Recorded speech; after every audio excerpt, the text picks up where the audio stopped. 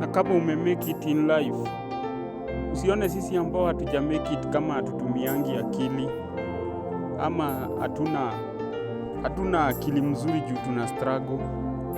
Wengi wetu tumepigania hii maisha sana kutoka ushago. Wengi wetu tumetumika vibaya sana. Wengi wetu tumepitia mambo magumu yenye hata wewe mwenyewe kama ni wewe sidhani ungekuwa hai. Lakini roho zetu zilivumilia. Mungu alitupa ustahimilivu na tukavumilia.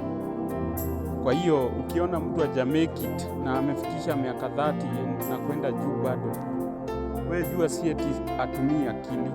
Sisi ni wale watoto tulitumika vibaya sana ushago na bado hatuja give up. Wewe jua sisi ndio wale watu wenye roho kubwa, bado hatujataka kujinyonga, bado tuna imani na tuna matumaini itajipa. Bado tunaomba, bado tunajipa imani kwa kila kitu kitakuwa sawa. Sisi ndio tulikuwa tunachotea watu maji ushago, wanatupea 10 bob, tunaenda ukula mandazi. Na hadi saa hii tunajipa tu imani na tunapambana. Na hata ukiona hatuja make it in life, haimaanishi ni shida zetu, haimaanishi ni kutaka kwetu.